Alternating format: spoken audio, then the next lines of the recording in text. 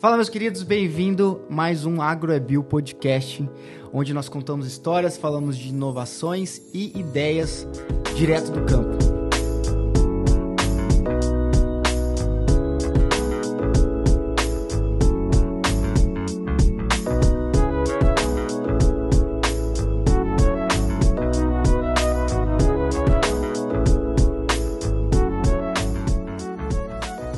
Hoje estamos aqui com um convidado muito especial, mas antes de apresentar esse convidado, vou apresentar a minha parceira que vai me ajudar na condução desse bate-papo que teremos aqui hoje. Mariana Rebouças, tudo bem? Tudo bem, e você? Bem também, obrigado pela presença, viu? Eu que agradeço. Mariana, competentíssima, parceira do dia a dia, trabalha aí em uma área bem técnica de uma grande empresa. E muito obrigado por sua presença, com certeza vai contribuir bastante. Eu que agradeço. E o nosso convidado de hoje, pessoal, ele é um cara excepcional. Tenho o prazer de trabalhar junto com ele também. E a última palestra que eu vi dele, eu fiquei apaixonado do conteúdo e falei, Lucas, você tem que ir lá falar sobre esse conteúdo. Ele é o Lucas. Tudo bem, Lucas? Ô, Thiago, beleza? Tudo certo. Obrigado aí pela oportunidade de escutar mais uma vez. Eu que agradeço estar aqui, cara. Projeto incrível que você está montando. Muito feliz de estar fazendo parte disso. Obrigadão. Bom, Lucas, a gente conhece você do dia a dia, né? Conhece você aí de falar de nematóide, né, Mari? É. Fala bastante de nematóide. Inclusive, eu trabalho com o Lucas atualmente, então posso dizer com propriedade que ele é o cara. O cara do nematóide, ele né? Ele é o cara. Cara, além de tudo isso que a gente já conhece de você, Lucas, fala um pouquinho da sua carreira aí, como você chegou até aqui, quando que você olhou com os bons olhos para o controle biológico? Conta um pouco para nós. Cara, dessa parte, até uma coisa engraçada, que muita gente, quando começa a trabalhar com controle biológico, a vontade vem na faculdade, fazendo um estágio, etc. Eu, desde do meu ensino médio, eu sabia que eu queria mexer com microbiologia, certo? Então eu falei, cara, eu vou fazer microbiologia... mas para fazer microbiologia eu preciso trabalhar com o quê, né? Aí eu fui pesquisando as áreas, biologia, agronomia, e me interessei muito pela agronomia. Entrei na agronomia já focado. Cara, eu vou trabalhar com microbiologia agrícola para ver o que vai dar, né? Que eu apostava muito nisso. Sempre me interessei muito do assunto. Aí eu cheguei na graduação, passei em Viçosa, né? Para fazer agronomia em Viçosa. Comecei a trabalhar com microbiologia com o professor Olinto. Ele trabalha com o Olinto Liparini, ele trabalha mais na parte de fungos, fui estagiário dele durante 4 anos, inclusive. Então, assim, nessa época que eu comecei a trabalhar com o Olinto, eu me especializei bastante na parte de fungos. Então, depois, eu saí, me formei e eu queria experimentar um pouco do mercado, né? Eu falei, cara, vou ver como que está o mercado. Trabalhei 2 anos em fazenda. E quando eu estava nas fazendas, eu vi que a pesquisa e o controle biológico era a coisa que eu mais queria trabalhar, né? Era vamos falar que é a minha razão de viver. Então, eu voltei para a Viçosa, fiz um mestrado com outro professor, com o Leandro, que trabalhava com nematologia. E na fazenda, eu via que ninguém dava muita bola para os nematóides. Eu era a única pessoa que levantava a bandeira e falava, não, gente, vamos controlar esses nematóides aqui. É o cara nerd. E ninguém me escutava, cara. Então, eu ficava muito bravo com isso. Falei, quer saber? Vou fazer mestrado e vou mostrar para todo mundo que eles estão errados. Então... Lucas, você sempre sonhou em ser agrônomo? Sempre foi sua primeira opção ou não? Eu sabia da parte da microbiologia, que eu queria trabalhar com os micros. Mas eu já fiquei em dúvida se eu queria ir para veterinária, se eu queria ir para biologia, se eu queria trabalhar realmente com agronomia. Só que eu vejo sangue, eu já passo mal. Eu falei, não, vou mexer com planta, que planta não grita, não anda, não faz nada, né? Qualquer coisa só arranca ela e acabou o problema. Mas já foi comprovado que plantas sentem dor, né? A gente só não sabe que tipo de dor é essa, mas elas sentem. Mas dá uma pontinha de inveja, o cara já sabia o que ele ia trabalhar. Eu entrei na faculdade, eu falei, cara, o que eu vou fazer aqui na agronomia? Você foi também assim, Mari? Cara, eu acho que tudo começou com um curso técnico, na verdade. Eu sou técnica agrícola. E aí eu comecei a trabalhar com plantas. E sempre gostei mais de plantas do que animais. Eu não sabia que você é técnica agrícola. Eu sou técnica agrícola. Eu tenho esse passado. E aí depois eu sempre quis trabalhar com planta. E aí eu fiz diversas coisas diferentes. Mas entrei em engenharia ambiental, aí não deu muito certo. Entrei em biotecnologia na Federal da Bahia. E também continuava gostando de plantas. E, na verdade, na Federal da Bahia, eu tinha mais acesso a cursos da área de saúde. E aí eu fiquei bem triste quando eu fiquei sabendo que biotecnologia lá era para a área de saúde. Mas aí eu tive a oportunidade de trabalhar com plantas em intercâmbio e sempre mexendo com plantas. E aí, coincidentemente, quando eu comecei minha carreira profissional e industrial, eu comecei a mexer com fertilizantes, que era bem indireto. Aí eu fiz uma segunda graduação em química. Então, hoje, oficialmente, eu sou química.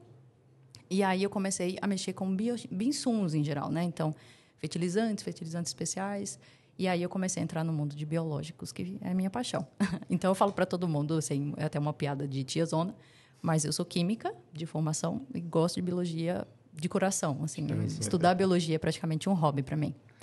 O Lucas já sabia desde antes da faculdade, né? Então, você olhou para o controle biológico trabalhando com fertilizante? Trabalhando com fertilizantes. Então, eu já pensava em formulação.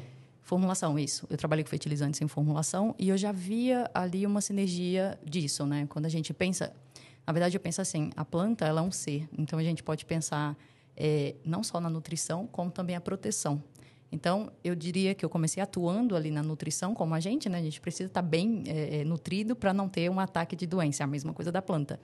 E aí, quando eu comecei a ver a ação, principalmente o mecanismo de ação e aquele negócio funcionando de biológico, eu achei, nossa, que interessante. Então, eu pensei em aplicar todos os conhecimentos, né? Isso também dentro de uma empresa. A minha carreira foi sendo levada para esse lado. Então, assim, a tecnologia que a gente faz de formulação, que tal a gente começar a aplicar em micro-organismo? E é muito difícil encontrar pessoas que trabalham com essas duas vertentes no mercado. Então, para mim, foi bem interessante. Então, o conhecimento de fertilizantes, adjuvantes, eu passei para a formulação de microbiológicos. E aí, tem dado certo.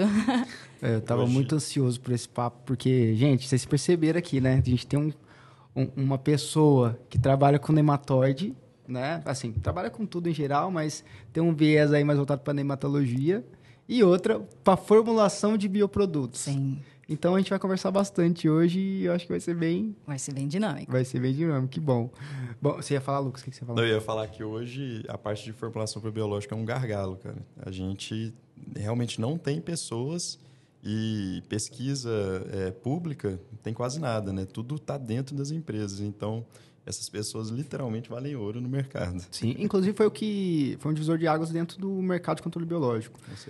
Eu vivenciei isso na prática e tive uma conversa agora há pouco com o Alexandre Sene e a gente comentou sobre isso. Uhum. Né? E quando eu perguntei o que deu escala para o controle biológico no mercado, um dos pilares que ele comentou foi a questão de formulação. Exato. Né? Antes eu não fiz isso porque eu pedi para aplicar sólido, mas antes o pessoal lavava o arroz com os fungos, né? Vocês sabem. É o primórdio da formulação, né? De como aplicar aquilo lá. E eu até brinquei, quando chegou a minha vez, eu pedi para colocar um pé de pato no avião e aplicar ele sólido igual adubo e deu certo, foi bom. Uhum. Então hoje, quando a pessoa vai lá, vou aplicar X gramas desse produto biológico, posso armazenar sem refrigeração, tal, bactéria X. O pessoal ama e deu escala, né? Bom, Lucas, hoje como é para você trabalhar, né? Você falou que sempre quis trabalhar com controle biológico, mas como é o seu dia a dia hoje no controle biológico em si? Tá. Então, Thiago, eu gosto de dividir quando eu vou explicar para as pessoas como e com o que eu trabalho, eu divido em duas partes, né? A gente tem a parte de campo mesmo, que a gente fica literalmente no campo montando protocolos, fazendo avaliações. Inclusive, né, ontem à noite a gente estava fazendo uma avaliação, a gente estava conversando e a gente estava 8 horas da noite acabando uma avaliação de cigarrinho no milho. Mas é bem isso mesmo. E é uma parte que eu acho que é muito importante não perder o contato. A gente precisa desse contato até para entender os desafios que o pessoal tem realmente no campo, né? Então, a gente precisa estar lá. Essa é a primeira parte, né? A parte voltada mais para pesquisa é a mão na massa mesmo. A segunda é uma parte que eu, particularmente, eu tenho muito prazer em trabalhar, que é a parte de trazer inovações, que é a parte de conversar com professores, conversar com pesquisadores, ir atrás de novas tecnologias, às vezes viajar na maionese, mas a viajar na maionese às vezes dá certo. Então, assim, a gente consegue a gente precisa ter esse equilíbrio. E é sempre bom também ter a Mari na equipe, porque ela é a pessoa que me puxa para o chão de novo, né, Mari? Eu sou advogado do diabo. Então, Ele traz aquelas coisas que ele quer, sabe, futuro e tudo. Aí eu falo, então, tem esse gargalo disso. Vamos testar para ver se dá certo? Ela sempre fala, pensa na fábrica, pensa... Vamos pensar. não adianta ter e não conseguir produzir para chegar na ponta, né? Mas basicamente essas são as duas faces que a gente tem trabalhado. Né? O que ajuda, né, nos pilares técnicos aí e tal. Nossa profissão é bacana, que a gente, além de ter um lado... todo mundo vende alguma coisa, né? Você que é pesquisador hoje, você está vendendo uma ideia, né? Ou para a empresa ou para um órgão público para financiar o seu projeto, né? Então, todo mundo é comercial um pouco. Mas a nossa profissão, como no controle biológico, permite a gente ser técnico, né? Sim. Por mais que a gente pode estar na logística, e eu já fiz isso, tá, pessoal? Eu já fiquei quase um ano na logística de Cotésia. Nossa. E se eu não fosse agrônomo, eu ia pegar a caixa e mandar lá no avião. Não ia ter... Eu mandava Cotésia para o Espírito Santo de avião. E não é fácil mandar, né? Mas eu conversava com os caras. Eu ia lá na rodoviária, eu ia lá no aeroporto conversar com o pessoal. Então, assim, até na logística, a gente precisa ser um pouco técnico quando a gente trabalha com controle biológico. E inovação. Eu acho que a palavra que encaixa assim, exatamente no momento que a gente está é inovação. Porque a inovação ela não está só dentro da pesquisa e desenvolvimento. A inovação até na logística, a inovação na aplicação. Então, como é um momento bem de agitação no mercado, uma dinâmica muito alta, o Brasil está sendo um grande representante disso, né? Eu diria o líder, né? É o líder. Na aplicação de biológicos. Então, em todos os passos, tudo que envolve o biológico, a gente está tendo que inovar, criar coisas novas e ter esse diferencial, porque o Brasil é continental, é muito grande. Então, a gente enfrenta temperaturas diferentes, condições climáticas, de distribuição. Então, em todas as áreas, todo mundo tem, como profissional, tem a oportunidade de inovar nesse setor. Isso que é legal. E o legal de trabalhar no P&D é justamente isso.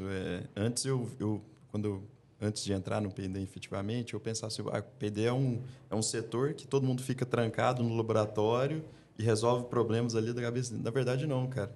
O que eu sou acessado de pessoas de outros setores, às vezes eu acho que a gente faz até mais coisas para outros setores do que para P&D efetivamente. Então, a gente trabalha com logística, a gente trabalha com produtos, a gente trabalha com marketing, a gente trabalha comercial, etc. Então, é bem dinâmico, sabe?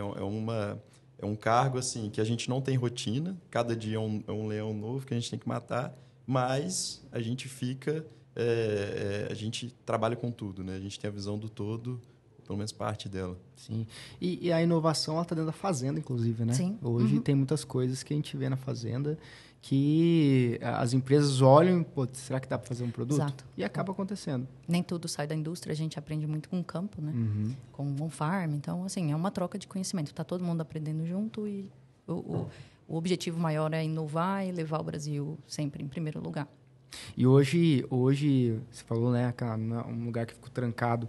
E hoje, pelo menos os profissionais que eu conheço, que são referência no setor que trabalha, ou dentro da empresa que trabalha, né, ou só no departamento, são os profissionais que vão a campo. E não estou falando só do agro, né? O cara que faz uma logística para a grande transportadora, quando se o cara sentar lá do lado do caminhoneiro lá e rodar uma viagem com ele, o cara vai ter insights valiosos para o trabalho dele dentro do escritório.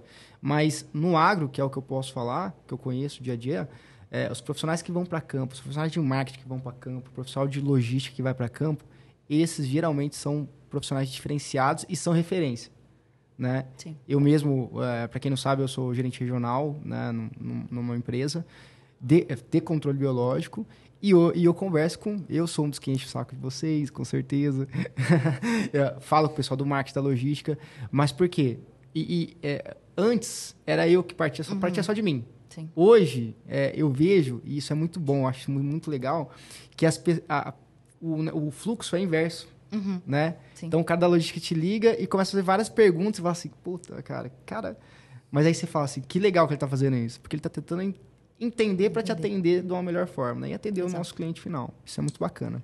Bom, e o Lucas falou um pouco do dia a dia dele e o seu, Mari, como que é o seu dia a dia ali focado em formulações e tal? Bem dinâmico. Na verdade, agora a gente trabalha com uma equipe bem multidisciplinar, né? Então, e aí falando um pouquinho do desenvolvimento do produto biológico, ele basicamente consiste em procurar os micro-organismos, né, que a gente fala da fase de prospecção, Depois que a gente tem um micro-organismo de interesse, que a gente vê potencial nele, a gente tenta o escalonamento dele, né? Então, assim, a gente tem muito micro-organismo no Brasil que funciona para muita coisa, né? Então, o Brasil tropical, com uma diversidade muito grande. Só que o desafio é, ok, como é que eu vou conseguir produzir isso em larga escala? Então, a gente tem profissional também que trabalha no bioprocesso, né? Para otimizar e produzir em grandes quantidades, inclusive para atender o Brasil, que é grande.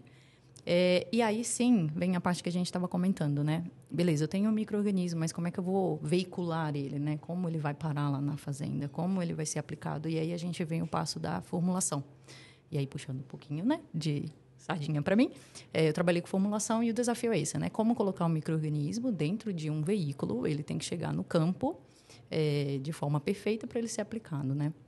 Então, como você falou, né? A gente teve a época de pegar a própria matriz, né? Muitos micro-organismos são criados no arroz, né? Produzidos em arroz. Então, a gente veio de uma evolução de tipo, olha, eu jogava arroz e funcionava. Só que eu via que o tempo, enfim, que aquele micro-organismo funcionava ali ou estava vivo é menos hoje do que com uma tecnologia aplicada. E a gente vê dificuldade como aplicar, se vai ser avião, se vai ser pulverizador, se vai ser via semente, se vai ser via foliar. Então, tudo isso o formulador tem que entender para poder veicular o micro-organismo. Então, basicamente, o dia a dia da pesquisa e desenvolvimento hoje que eu atuo é com essa equipe multidisciplinar, que tem pessoas especializadas desde a prospecção, no escalonamento, na formulação, produto final, tudo a gente deixa fechadinho até a caixa. E também, lembrando que assuntos regulatórios também, que é um dos principais pontos, né, para o desenvolvimento de um produto agrícola, especificamente os biológicos, que está bombando no Brasil. Então, a gente trabalha muito com o suporte desse time de regulatórios, que é fantástico, assim, em termos brasileiros, assim. É bem complexo. Eu converso com a Bruna lá, que trabalha com o regulatório. Cara, eu não tenho paciência, não. Porque é muita coisa, né? E é uma coisa que hoje é um gargalo, né? Quando qualquer empresa que vai trabalhar com controle biológico, se ela não tiver um regulatório, um departamento de regulatório afiado, né? Que, com sangue no olho, sim, não vai. Regulatório é um departamento não só... quando a gente vê a priori, assim, né? Antes de entender o processo, a gente fala...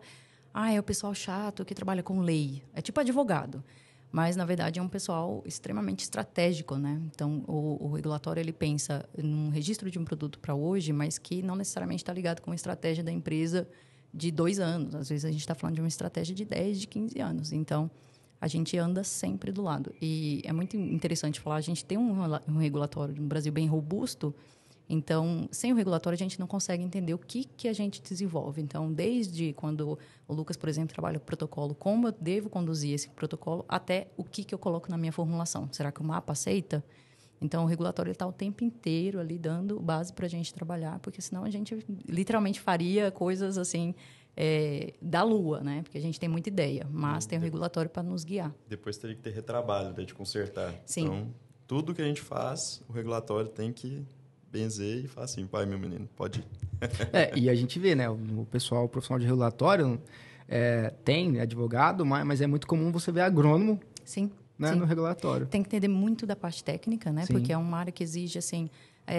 o que é uma interpretação de aminoácido hidrolisado e um aminoácido que não está hidrolisado. Então, quando você tem uma pessoa técnica ali, ela sabe interpretar melhor um laudo, ela sabe interpretar melhor uma via de aplicação. E se a gente tentasse isso, tentasse aquilo? Então, você comunica de forma muito mais clara. Então, nem sempre, isso até é um bom ponto, nem sempre um bom advogado, ele lidaria bem com uma área técnica agrícola, sim, né? Porque sim, tem que entender de muito termo e isso faz parte da estratégia. Então, se a gente pensa assim, olha, eu fiz esse produto dessa forma, com essas matérias-primas e nessa aplicação. O regulatório mais técnico, ele pode dizer, não, e se a gente tentasse outra via? E tentasse essa via assim, assim, assado. Então, tecnicamente, ele tem que entender também. Então, isso é muito interessante. O agro é muito interessante isso. E eu particularmente, eu falo isso, posso falar porque eu já atuei em 2 mercados, né, distintos. Uhum. Um educação e outro agro. E a dinâmica do agro, ela é diferente. Hoje, por exemplo, se tivesse um departamento, eu não cheguei a aprofundar nesse sentido na educação, mas se tivesse um departamento de regulatório, deve ter algo parecido, não necessariamente precisa ser um pedagogo, por exemplo. Sim. Né? Mas no agro, quando é um agrônomo, isso facilita. Até no crédito. Né? Isso eu vejo no dia a dia. Quando você tem um agrônomo no crédito da empresa ou no marketing da empresa, você sente a diferença. Tanto quando você trabalha na empresa ou quando você lida com ela no dia a dia como concorrente ou parceiro. Bom, que bom, bacana. Mas assim, aprofundando um pouco mais aí nos agentes biológicos. Lucas, como você que é um cara apaixonado no nematóide, né, como você falou, como que está o mercado aí de nematicida no Brasil hoje? Cara, o mercado de nematicida no Brasil, quando a gente pensa principalmente no controle biológico, ele é muito promissor. Ele foi o primeiro mercado onde ocorreu a inversão entre biológicos e químicos. Todos os outros mercados, a gente tem, primeiramente, os químicos em maior volume e o biológico ali ocupando posições de 1%, até menos que isso, né?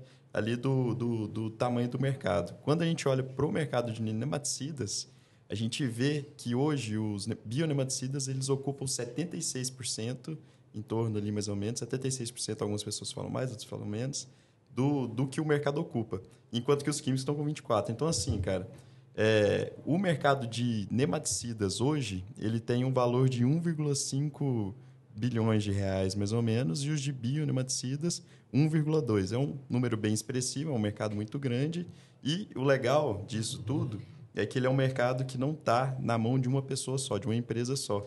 Ele está distribuído em várias empresas, né? Então, assim, existe uma competibilidade muito alta e também isso é bom para o mercado, né? É sempre bom a gente estimular a não dominação de uma única empresa, porque isso estimula a competição.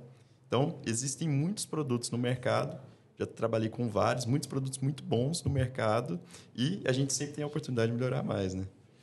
Cara, e por que tem gente que não aplica nematicida? Pelo amor Essa de boa Deus, pergunta. cara. Então, Por que existe isso? isso é complicado, porque nematóide é uma coisa que ninguém vê, o nematóide. Quando o produtor está lá e vê uma ferrugem, vamos dar um exemplo, né? Pensando vou falar de cana, né? Vê a ferrugem da cana, ou vê a broca lá, ou vê qualquer outro dano, ele que mata a planta ou que reduz muito, ele vai querer resolver o problema. Só que o nematóide, cara, quando a gente olha para o nematóide da cana, o produtor não vê. E a diferença que dá no final é pouca, de tamanho, etc. Dá diferença na produtividade, né? Mas a cana, por ser uma cultura mais rústica, ela não tem tantos problemas. Agora, pensando na soja, né? Ele não vê o nematóide, ele vê a galha, ele vê, mas a planta, às vezes, produz até consideravelmente. O dano que ele acha que causa é menor do que o dano que ele que realmente existe. Então, assim, a gente até brinca, né? Os nematóides são uma praga invisível. Por quê? Porque eles são silenciosos, eles atacam ao longo dos anos, eles vão crescendo em reboleiras, é lento. Mas quando a fazenda chega, o lugar chega num dano muito alto, né? Num dano que realmente ele consegue ver, já é uma coisa irreversível, né? Ele vai ter que ter um trabalho muito grande, um manejo integrado intenso ali para tentar reverter parte daquilo que está acontecendo, né? E existem vários nematicidas, né, químicos aí consolidados no mercado, bionematicidas também, ou agentes que não são nematicidas, mas têm uma ação nematicida secundária, na verdade mais robusta, né? A gente vê o próprio tricoderma dando uma baixa na população. E puxando esse gancho, ô Mari, como que se desenvolve um bionematicida no Brasil hoje? Hoje, a lógica do produto biológico, assim, não só se aplica para nematicida, mas como a maioria dos produtos biológicos. Então, a gente começa pela prospecção, como eu tinha comentado. Então, quais são os micro-organismos e quais os mecanismos de ação que ele tem. Então, isso a gente consegue fazer bastante em laboratório. Aí tem a fase também da gente pegar micro-organismo diretamente e aplicar em planta, né? E ver qual é esse efeito junto, né? No caso do nematicida, com o solo, que tem uma população ali de nematóide. E aí a gente pensa no escalonamento do micro-organismo, né? Se realmente ele é viável industrialmente falando, né? Pensando em ingrediente ativo, em qual a estrutura, se o ingrediente ativo vai ser o próprio micro-organismo ou se vai ser um metabólito dele. E aí depois a gente, que escalona, vem a formulação. E aí pensando em formulação também, a gente pensa sempre no shelf life, não só do micro-organismo, né? Que a gente está falando ali de uma estrutura viva, que está inativada por um tempo, mas ele tem que ser ativado. Ou também a gente pode pensar num metabólito, por exemplo. Então, qual a estabilidade desse metabólito, né?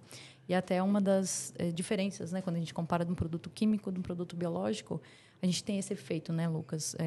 O mercado ele é muito favorável para o biológico, né, em termos de nematicida, pelo conjunto de ações. Então, você não tem só aquilo ali que controla, matou o nematóide, acabou. O que a gente tem nematicida biológico é um conjunto de ação, não só, né, o declínio da população, ou, enfim, matar ali o nematóide, como também benefício, aumento de produtividade, porque você tem toda uma sinergia do micro-organismo, relação planta, micro-organismo e todo um ambiente que favorece ali, né?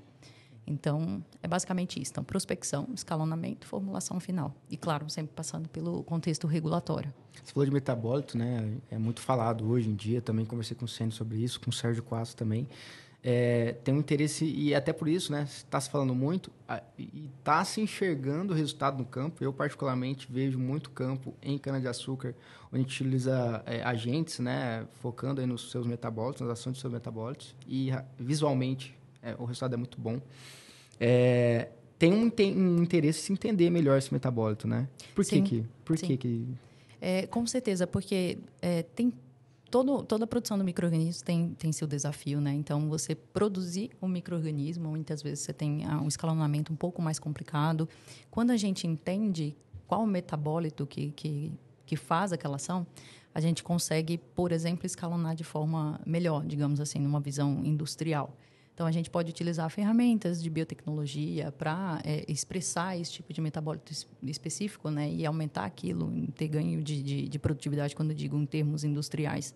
E também uma das coisas que é bem interessante de comentar é que quando você sabe e quantifica o metabólito, você também tem um controle de qualidade atrelado, né? Então, você vai ter um produto final que sempre vai estar numa concentração exata daquele metabólito.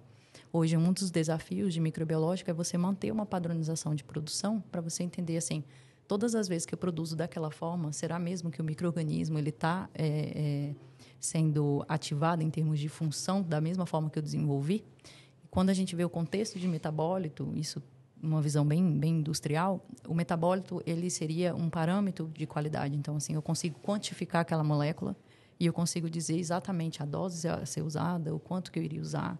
Isso a gente tem muito em microbiológico, né? Isso já é bem fixado, né? Quantos conídeos viáveis a gente precisa para uma dose, quanto de produto, de micro-organismo a gente tem que colocar ali. Mas o metabólito traz todo um cenário além da tecnologia atrelada. Então, e também a gente acredita que o metabólito pode ter um pouco mais de viabilidade de shelf life do que o próprio micro-organismo, em termos de formulação. Eu acho que no futuro, inclusive, os produtos biológicos eles vão ter, né, essa função vão trazer, né, o micro-organismo vivo também, mas a questão dos metabólitos vai começar a ser mais abordada, vai começar a trazer mais informações sobre isso, né? Igual a Mari falou, a quantificação, quais realmente são os metabólitos que aquele micro-organismo faz. Então, assim, a gente, né, como pesquisa, a gente acredita muito que esse vai ser o caminho. Uhum. Tá? Então, assim, inclusive saiu recentemente, né, acho que tem 2 semanas, uma NR que fala um pouco sobre isso, sobre o registro de produtos onde os metabólitos, eles são o ativo. Então, o micro-organismo que produziu eles vai ser inativado, vai ser morto, né, no processo fermentativo, após o processo fermentativo, e o real produto vai ser os metabólitos daquele micro-organismo. Então, isso já é um grande avanço e uma tendência que o mercado tem, né, pela frente, o que vai seguir agora. Exato. Então, assim, quando a gente fala de micro-organismo, a gente tem uma variedade com mecanismos diferentes. Então, existem os mecanismos mais físicos, né, digamos assim. Então, assim, tal micro-organismo estrangula o ovo do nematóide. Fisicamente, ele faz uma cobertura da raiz de rizosfera ali, impedindo que o nematóide chegue. Então, ele não mata diretamente o nematóide, mas ele impede que o nematóide chegue na raiz da planta. Então, assim, tudo vai depender. Mas se a gente descobre um metabólito que, quando aplicado, ele realmente mate ou funcione ali, ou o próprio metabólito, sei lá, ele forma uma camada de estrutura protetiva numa raiz, isso fica uma forma muito mais direta e quantificável, porque quando a gente tem uma molécula que exerce o papel, é mais fácil do que a gente confiar no micro-organismo, naquele ambiente ali, para que ele funcione de forma efetiva, né? Então, a gente sai de uma dificuldade, a gente tira um pouco mais de dificuldade física ali, né? E já vai direto ao ponto, é mais eficiente, que é uma busca da agricultura, né? Uma agricultura mais eficiente e otimizada. São as variáveis do controle biológico em si, né? Exato. A gente vê isso nos fungos entomopatogênicos também. Sim. Né? A gente vê campo lá que, vou colocar o Metarrhiza e o Bovéria, que são os mais antigos, parasitismo lá no alto. O campo ali pertinho teve a mesma questão climática, parasitismo lá embaixo. São as variáveis. Exato. Né? As variáveis que nós, seres humanos, temos como seres vivos, né? Então, são as variáveis e a indústria busca elevar e linear essa questão aí o mais rápido, né, Sim. possível, da melhor forma possível. Sim. Bom, Lucas, e falando de nematóide, né, a contribuição da Mari foi excelente, mas falando de nematóide, o agente, né, o propriamente dito, o que é nematóide? Bom, isso eu gosto de definir nematóide, a gente pode chamar eles são vermes, tá? A gente pode definir eles como vermes. Eles são vermes que existem nematóides que conseguem predar animais humanos, né, que são animais também, mas outros organismos, a gente pode pensar ali em insetos, e também conseguem se alimentar de bactérias no solo ou matéria orgânica no solo, e existem os fitonematóides, tá? Aí o pessoal pergunta, quais são importantes para a agronomia, quais são importantes para a área agrícola? Cara, todos são importantes, tá? Todos são importantes, cada um tem seu papel na ecologia, mas os que o pessoal mais vê, né, que o pessoal acha que realmente são os mais importantes, são os fitonematóides, né, porque eles causam dano direto. Mas, por que eu gosto de trazer isso, né? Eu acho que a gente precisa, primeiro, da visão, começar a ter mais visão da agricultura regenerativa, aquela agricultura que a gente engloba tudo. E os outros nematóides que são de vida livre, que se alimentam de matéria orgânica, ciclam nutrientes, eles também são importantes. Mas vamos dar foco para os nematóides, os fitopatógenos, né? Esses fitopatógenos, geralmente, eles têm uma estrutura, né, que eles utilizam para se alimentar e também penetrar nas plantas, que é o estilete. Então, eles têm como essa característica a ter um estilete ali na frente do seu corpo, e eles são capazes de causar diversos danos diferentes, Thiago. O pessoal acha que nematóide é só meloidógene, né? De vez em quando um pratilencos, mas existem nematóides que eles não entram na planta, eles ficam só nas células externas. Existem nematóides que entram em algumas plantas e não entram em outras, né? O exemplo é o Helicotilex, ele entra em algumas plantas, né? Não entra em outras. Existem nematóides que eles ficam sedentários ali no ciclo, dentro da planta, eles ficam o ciclo inteiro dentro da planta e não saem. Tem alguns que saem e entram na planta, causam danos por movimentação, lesão, etc. Então, assim, existe até nematóide de parte aérea, cara. Existe nematóide que consegue subir na planta com um alto volume de chuva e ele causa dano na parte aérea, né, que é responsável por causar a soja louca 2, né? Que é uma doença que foi, durante muito tempo, o pessoal não sabia o que causava e era um nematóide. A soja, não sei se soja ou HF, pergunta mesmo assim, que sofre mais com nematóide? Pelo menos é que a gente ouve mais falar a soja, né? Praticamente toda cultura tem um nematóide que é mais problema para aquela cultura, né? A soja tem um azar de ter 3 nematóides que são importantes.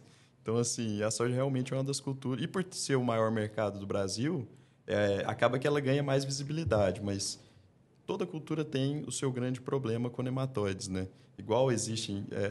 toda cultura tem seu vírus e sua bactéria que é mais problemático, né? Mas o nematóide... Pensando assim, a gente tem muito problema com a soja. Tomate também é uma cultura muito sensível, nematóide. HFs também, cara, são ambientes muito favoráveis para eles, né? Não, tem um grande amigo meu, produtor de abacate, ele estava fazendo manejo para nematóide. Falei, cara, mas como que você faz isso aí? Porque geralmente a gente quer tomar mais com cana, né? Soja, fala, vai lá, joga no plantio ou trata semente. Mas tem uma árvore lá, como que você vai fazer chegar a isso aí? E se eu te falar que esse pessoal, eles são muito mais abertos ao manejo, que é manejo integrado mesmo, do que os grandes produtores, você acredita? Porque, assim, eles, igual uma pessoa que tem uma árvore, né? Ele dedica tanto tempo àquela árvore para colher os frutos, né? Literalmente os frutos. Então, assim, ele precisa, cara, manter aquilo ali em equilíbrio completo, né? Porque quando a gente pensa nos nematóides, né, voltando até à pergunta, todo solo ele vai ter os nematóides patógenos. Então, por que naquele solo ele está causando problema? A gente tem a agricultura, né, voltando, a gente tem uma agricultura muito agressiva. Ela tem uma agricultura em que todo ano, no mesmo solo, a gente planta a mesma cultura. Então, isso, cara, proporciona um desequilíbrio muito alto ali da microbiota. E a microbiota, quando ela está em desequilíbrio, e a gente favorece um único indivíduo ali, no caso, vou dar um exemplo do Pratilencos para a soja. e a gente sempre favorece o pratilencos com milho, soja, sucessão, esse nematóide ele começa a ter uma produção muito maior do que os outros, uma reprodução maior do que os outros, e isso, cara, é que traz o problema, né? Esse desequilíbrio. Agora, se a gente começar, né, a trazer vários elementos ali, várias raízes diferentes que conseguem recrutar vários tipos de micro-organismos diferentes, que a gente consegue enriquecer a microbiota, esses caras que antes eram um problema, eles começam a se reduzir. Então, assim, tá, mas como é que o cara da árvore, que tem uma árvore lá na lavoura dele, ele vai fazer, né, uma cultura perene? Eu trabalhei numa fazenda de café que a gente tinha um problema muito sério, cara, com o nematóide. Então, assim, as 2 fazendas que eu trabalhei, a gente tinha problema com o nematóide, né? Até foi um pouco da minha vontade de querer ir para esse mercado. Então, assim, a gente fazia cultivo de plantas, de mix de plantas nas entrelinhas, que era, assim, era um incentivo para a microbiota, para ela se desenvolver e ser mais diversa, entendeu? Então, isso ajudava muito no manejo. Então, essas estratégias que o pessoal de perenes usam, né? Aplicação de adubos de liberação lenta, pó de rocha, fosfatada, etc., cara, às vezes não tem o benefício direto na planta, mas ajuda a microbiota e é benéfico para aquele ambiente. O nematóide, ele é covarde, vamos falar, né? O cara, ele atua bem na boca da planta, né, cara? E aí, assim, a nutrição, assim como nós, é morte, é quase morte, né? E até pensando nisso, muitas vezes o cara acha que ele está com um problema nutricional na fazenda dele. Por isso que, às vezes, ele deixa o nematóide um pouco de lado. Poxa, aquilo ali é sintoma de fósforo, é sintoma de outra coisa. Claro, o nematóide comeu tanta raiz, né? A gente pode falar isso, a gente comeu tanta raiz que a planta não tem mais raiz para absorver nutriente, ela vai ter a deficiência. Perde capacidade de absorção, né? Que o biológico agrega, né? Porque geralmente hoje, falando de forma geral, em relação aos agentes biológicos que a gente coloca no solo, praticamente todos ajudam no enraizamento, né? Sim. Então, o biológico ajuda muito nessa questão e muitas vezes nem só sendo nematicida, né? Matar ali o nematóide, né? Ô Lucas, e qual que é a principal dificuldade, assim, de manejar o nematóide, cara? Primeiro que, diferente de outras doenças, né? O nematóide ele nunca vai sair 100% da sua área. Uma área que você introduziu o nematóide, né? Igual, Pratilencos, ele é nativo aqui dos solos brasileiros, né? Mas outros nematóides, vamos supor, vou citar um caso que não existe aqui no Brasil, mas se ele chegar vai ser um problema. O Globódera, né? Que ele também causa o cisto, né? Principalmente na batata. Então, se o Globódera se instalar aqui no Brasil, a gente nunca mais vai conseguir tirar esse nematóide dos nossos solos. Então, a gente vai ter que aprender. Onde? Ele fica lá na Europa, mais na região lá do... na verdade, os grandes problemas dele é na Europa, né? Mas se ele se instalar aqui no Brasil, a gente nunca mais tira ele. Então, a gente vai aprender a conviver com ele depois. Então, esse é o primeiro desafio, cara. O segundo desafio é realmente pensar num organismo que está escondido no solo. Porque quando a gente pensa na ferrugem, é fácil a gente acertar a ferrugem, né? A gente acerta ela antes dela chegar, fazendo uma prevenção, ou quando ela está ali na folha, a gente faz uma aplicação para tentar um curativo, um efeito curativo, uma redução ali da esporulação dela também, etc. Mas o nematóide, cara, para a gente acertar o nematóide no solo, a gente não faz uma pulverização. É impossível acertar eles ali, né? Porque eles ficam distribuídos na camada. Pensando ali em área do solo é muito grande, a gente precisaria de um volume de calda gigantesco. Então, assim, é inviável. Então, para a gente acertar eles, a gente tem que acertar a planta, né? Então, esse aí já é o segundo desafio.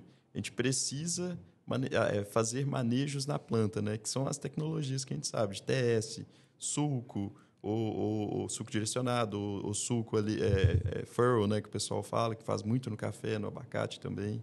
Então... E por que tem área, por exemplo, que nem está falando dos nematóides, fitonematoses, né? Que eles estão presentes, mas não causam danos? Eu não trabalhei diretamente com esses micro-organismos, mas existem micro-organismos que eles conseguem suprimir, quando eles estão em alta população, né, no solo, eles conseguem suprimir a ação dos nematóides. Tá? Ou alguns outros micro-organismos que eles entram... aí já é aqueles estudos de ecologia, né? Eles se equilibram. né? O nematóide, às vezes, ele está ali, entrando na planta, só que ele está numa população baixíssima porque os outros não deixaram ele crescer, entendeu? Então, assim, é uma questão de equilíbrio ecológico, certo? Existem alguns solos, isso já é uma coisa que pouca gente entende por que acontece, mas existem alguns solos em que não importa o que você faça, ele é um solo supressivo, ele não produz, o nematóide não vai causar doença, entendeu? E quando você autoclava, vamos supor, esse solo, né, mata tudo que tem ali, coloca o nematóide, o mesmo solo ele já consegue causar, ele já reproduz a doença na planta, entendeu? Então, assim, é uma questão de equilíbrio ecológico. Alguns solos, eles foram tão bem cultivados, né, onde eles foram tão bem aplicados essa questão ecológica que os nematóides, eles são inibidos por outros micro-organismos. E a gente está na ponta, né, Lucas? É até uma ideia, né, esse contexto, uma ideia que a gente coloca diariamente para, no meu caso, né, usinas, grandes produtores de cana e tal, que é assim, hoje a nossa régua de nematicida está ligada ao químico, obviamente, né? Por mais que hoje já tenha as maiores áreas tratadas são com bionematicidas do que nematicidas e tal, químicos. Essa questão, porque eu vejo que o pessoal coloca lá um bionematicida, por exemplo, e ele quer medir única e exclusivamente a população do nematóide que está lá, né? Então, isso não seria correto, esse modo de avaliação. Não seria só esse modo de avaliação, correto? Então, na verdade, são várias coisas, né? Eu acho que a primeira coisa que a gente precisa olhar é o custo, o retorno, né? A gente fala assim, olha, beleza, a gente sabe que o nematicida químico ele é muito mais caro do que o biológico, né? Muitas vezes. Então, assim, às vezes, o ganho do químico, ele não compensa o gasto. A gente perde mais usando o químico. E uma outra coisa, né? Isso é muito avaliado nos outros mercados. Mas quando a gente olha para nematicida biológico, já é diferente. A eficiência dos biológicos são muito similares aos dos químicos, certo? E, além disso, o biológico ele tem um residual maior. Por quê? Porque o micro-organismo, quando a planta está viva, né? Eu até brinco, falo isso bastante, cara. Os micro-organismos, eles não são bonzinhos. Os benéficos, mesmo os benéficos, eles não são bonzinhos. Eles não fazem isso porque eles querem ajudar a planta. Eles fazem isso, cara, porque todo e qualquer organismo na Terra quer reproduzir, quer multiplicar, quer passar seu gene para frente. E os biológicos não é diferente. Eles estão ali na planta porque a planta ela gasta ali em torno de 40% do seu metabolismo para dar alimento para esses micro-organismos que estão ali na biota dela, né? Que estão ali em volta dela. Então, isso tem um motivo. Qual que é o motivo? Esses micro-organismos, eles trazem alguns benefícios para a planta, certo? Então, assim, quando a gente olha para os biológicos e para os químicos, a gente tem essa vantagem. Os biológicos, eles conseguem promover a produtividade, igual a Mari falou, né? Promover a produtividade da planta, aumentar ali a produtividade, promover crescimento, às vezes combater um patógeno, no caso dos nematóides, aumentar a resistência da planta até estresses abióticos, né, igual seca, temperatura, etc. Então, assim, mas pensando nessa ideia, tá, Tiago? Quando a gente olha agora diretamente para o químico realmente ele sempre vai ter um efeito direto maior. Ele é um produto mais rápido. Então, assim, eu sou muito adepto a pensar no manejo integrado mesmo, sabe? É viável? É viável a gente usar o manejo integrado? Então, vamos usar o manejo integrado, vamos usar várias práticas, vamos fazer igual o produtor de abacate faz, né? Usar de tudo um pouco para ter um resultado, para a gente não ficar dependendo de uma bala de prata, né? Eu acho que essa é a grande lição. A gente não pode depender só de uma bala de prata, a gente precisa juntar tudo e resolver o problema de forma ampla, né? Bacana sobre os agentes biológicos. E assim, dos agentes biológicos, hoje, quais você enxerga que contribuem mais no controle de nematóides no Brasil? Isso é até uma pergunta difícil. A gente tem 3, cara. 3, vamos dizer 4. 4 organismos aí. Vou falar gêneros, tá? Não vou falar espécie, porque aí você me complica com espécie. O primeiro, acho que o mais importante, até por uma questão histórica, tá? É o Paxillomyces. O Paxillomyces ele foi o primeiro bionematicida registrado no Brasil, mas ele é um organismo fantástico, cara. O Paxillomyces ele consegue agir, né? Algumas cepas a gente sabe que eles são fungicidas, elas são inseticidas, elas são nematicidas, elas promovem crescimento, elas conseguem consumir ovos de nematóides, produzem quitinases, né, que está na composição do ovo, eles conseguem se alimentar diretamente do adulto, do nematóide adulto ou dos juvenis. Então, assim, ele é um micro-organismo completo, certo? Só que ele tem alguns problemas, né, como todo micro-organismo. Então, assim, o Pasteuromyces, ele realmente vamos dizer, é um cara incrível, né? Mas existem outros que têm outras vantagens em relação ao Pasteuromyces, né? O outro exemplo é a Poconia. A Poconia também, muito utilizada, ela é muito importante na questão histórica. Hoje, a gente vê uma queda a gente não vê tantos produtos à base de Poconia quanto eu gostaria de ver, né? Eu trabalhei com Poconia no meu mestrado. Mas, assim, é um micro-organismo importante por quê? Porque ele tem uma estrutura, cara, que ela pode durar muitos anos no solo e a formulação dele fica muito mais simples por causa disso, que ela também resiste muito tempo, né, no tempo de prateleira do produto. Ela tem um clamidósporo, né, que é a mesma estrutura que o Fusarium tem, que ele fica muito tempo no solo, a Poconia também tem. Então, eles são até parentes, né, são primos, o Fusarium e a Poconia. Então, assim, é um micro-organismo interessante por causa disso. Os outros que eu gosto muito, né, eu já trabalho muito com eles, é o Trichoderma. O Trichoderma, cara, ele é um cara que faz tudo.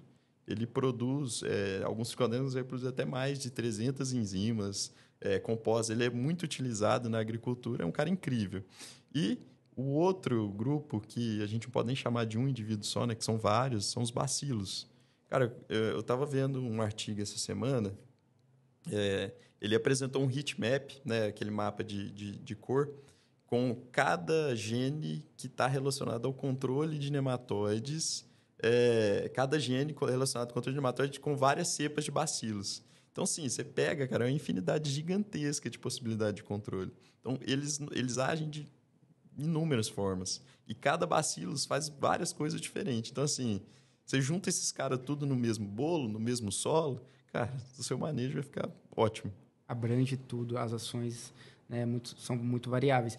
E o Bacillus, por exemplo, ele é muito utilizado hoje, né? Principalmente no mercado que é o de cana. Ele controla nematóide, entre aspas, às vezes nem controlando, né? Nem matando. Ele tem ações ali na raiz, né? Mais protetivas. Como que são essas ações, Lucas?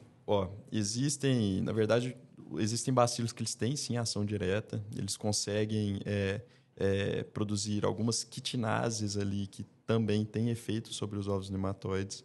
Tem bacilos que eles interferem na quimiotaxia dos nematóides. O que é a quimiotaxia? O nematóide não tem olho, né? Então, eles se aproximam da planta por sensores químicos. Quimiotaxia, né?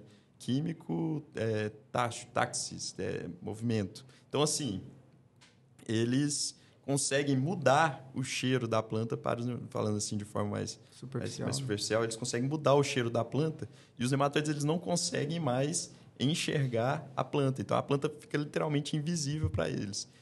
Tem outros que eles atraem o nematóide, porque eles precisam que o nematóide encoste neles para usar eles como substrato, e tem outros que repelem os nematóides. É muito interessante isso, cara.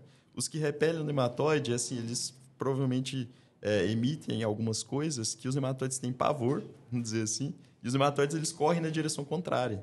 Então, assim, é muito incrível a ação dos bacilos. E tem todos aqueles outros mecanismos, né? Promoção de crescimento, a absorção de nutriente mais alta, a planta mais nutrida, ela se alimenta melhor. E, para mim, a mais incrível de todas é que todos os micro-organismos, eles têm uma relação tão íntima com a planta que eles conseguem fazer com que a planta ative o sistema de defesa dela sem o nematóide ter chegado ainda. Então, a gente fala que são os indutores de resistência. Então, assim, o micro-organismo ele entra em contato com a raiz da planta, ele pega ali, ele passa a informação para a planta e fala assim, olha, prepara a sua defesa, fica com a defesa ativa, aí a planta levanta os hormônios de defesa e na hora que o nematóide chega, o dano é menor, cara. Isso acho que é o mais incrível. Inclusive, a gente pode aproveitar isso até via folha, né? Não só aplicando, né? A gente teve uma experiência recente na cana, onde a gente aplicou um biofungicida foliar para um alvo que não era fungo, era bactéria. E por induzir a resistência da cana, as folhas que vieram depois da aplicação vieram sem dano foliar nenhum, né? Comparado às antigas. E Lucas, cara, show de bola. E assim, hoje, pra gente finalizar esse bate-papo, que assim, pessoal, tá sendo uma aula, para mim, acredito que para vocês também. Para você que tem um farm aí na fazenda, cara, você perde a oportunidade de ter um profissional desse te dando suporte. Então, o quanto a gente não tem que pesar, né, quando a gente vai decidir sobre um on-farm ou ser atendido por um profissional do mercado também, né? Então, obrigado novamente, viu, Lucas? Para finalizar nosso bate-papo aqui, que está excelente, você enxerga algum agente biológico hoje que está vindo ou está novo no mercado que vai agregar muito mais do que já tem hoje no controle de nematóide? Ou está agregando já? Essa pergunta é difícil.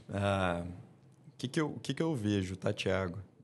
A gente até falou disso mais cedo e num futuro, a gente vai começar a trabalhar muito já é realidade, tá? Já é realidade. A gente tem desenvolvimentos genéticos, de melhoramento genético de micro-organismos, isso já é uma realidade. Então, eu acredito assim, os caras já estão na mesa. Já.